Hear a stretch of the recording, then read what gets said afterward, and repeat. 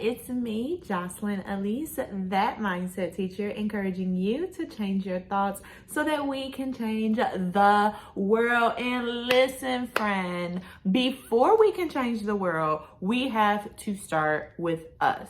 So I know, y'all, I have been gone for a minute. I think the last video that I made was in July.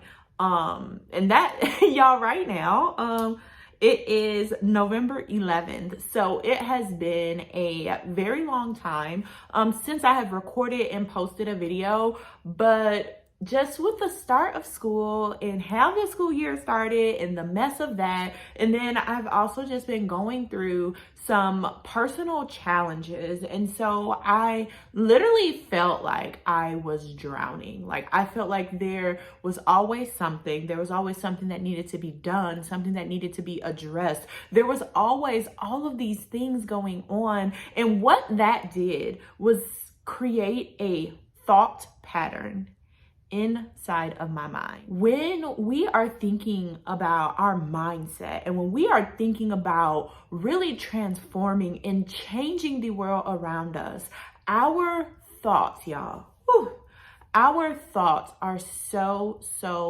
important. And so as I go throughout this journey and even, living through this experience, I have found some techniques, some things to do with my thoughts, and I want to share these things with you. First and foremost, y'all, we're going to start out with that word.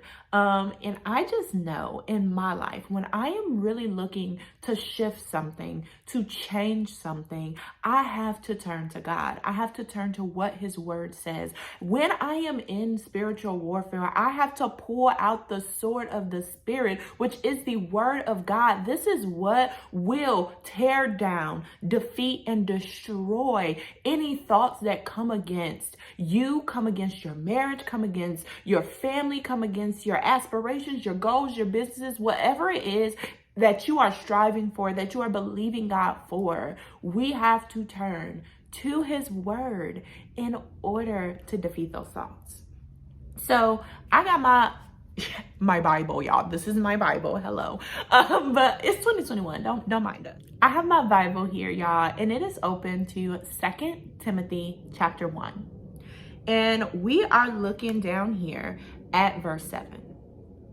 It says, "For God have not given us the spirit of fear," y'all should know this, "but of power, love, and a sound mind." And when I look over and I go over to because that was the King James version. If I look at the NIV version, y'all, I love the NIV version. But when I look at the NIV version of the Bible, it actually says, God has given me the spirit of power, love, and self-discipline.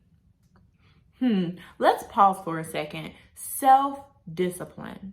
What does that mean? When we think of someone who is self-disciplined, this is someone, not someone who's like perfect, not someone who's got it all together. I think about my husband, y'all. My husband is into fitness, right? And nothing is going to stop him from working out. It doesn't matter if he's tired. It doesn't matter if he doesn't feel like it. It doesn't matter what's going on. When he knows it's time for him to hit the gym, guess what he's going to do? He's going to get up and he's going to hit the gym. It doesn't matter the type of day that he had or what's going on in his life. When it's time to work out, guess what John's doing? He's working out. And when I think about self-discipline, that's what I think about. I think about someone who does not go by what they see, who does not go by what they feel, what they hear, someone who continues to push forward. And whenever we as Christians, y'all, I'm not going to be shady, but I am going to be a little bit. When Christians are talking about dealing with negative thoughts, a lot of the time we throw out that verse, "Cast down all vain imaginations and every thought that tries to exalt itself above the word of Christ." We pass that. We say that verse, right? We put that out there into the atmosphere and you say, cast it down. When someone says, I'm dealing with depression, we say, cast it down. When someone says, you know, my marriage isn't working out, we say, cast it down. When someone says, you know what, I just don't feel like living today, we say, cast down the spirit of suicide, cast down the spirit of self-doubt, cast down. We say, cast it down, cast it down, cast it down. But we never, ever really say what that looks like. Because we know as stewards of the word that faith without works is dead. So I could cast it down. I could believe God is going to deliver me from my situation. But if I do not have a plan of action, if I do not have something that I am doing past this, then I know that really me casting it down was just words. Because if I really believed that that was being cast down, that that care was being cast upon the Lord, that I was laying that at the foot of God, if I believed that, then my actions would reflect, my actions would reflect what it is that I'm believing God for. Y'all, listen, I can't sit here and be under the teachings of Dr. Ty and Jacqueline King and be sitting here, they're my pastors, y'all, and be sitting here and not working faith. I can't sit in church every Sunday and hear about faith and not work it. And so when we say that we're casting things down, we have to then actually operate like it's cast down. And one thing that my pastor said a couple weeks ago that it stuck with me. He said, you can't always choose what thoughts come into your head, but you can choose what thoughts you dwell on. You can choose what thoughts you dwell on. So if I am choosing, let's say, you know, I have a thought, I am not loved.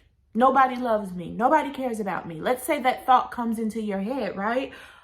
I can choose to sit there. I can choose to sit there. I can choose to have a pity party. I can choose to cry. I can choose to say, woe is me. Or I can choose to stand up and use my voice. I can choose to say, I cast that thought down, and not just cast it down, because this is where a lot of us stop. We cast it down, but then we do not speak over it.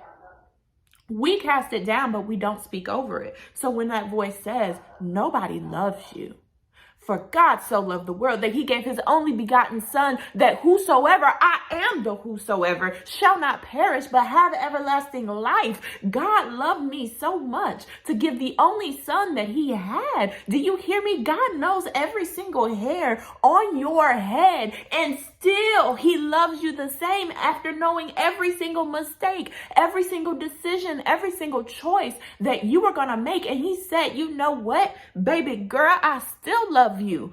Son, you are still among the highest. You are still going to be called unto me because I love you just the same. And so we really, I want you to think about the thoughts that you think and the reoccurring thoughts that come into your mind, and how you can transform those thoughts. Y'all, I know this video is a little bit different than what I typically do. As I continue in my teacher journey and my journey, with God and my spiritual journey, I want to empower you. So when God gives me something, whether that's an instructional strategy, whether that's a project, whether that's an ed tech tool, whether it is how we can deal with our spirits, I want to be able to transfer that to you. So I hope you guys enjoyed this video. I hope that it helps somebody. And I want y'all to go ahead, comment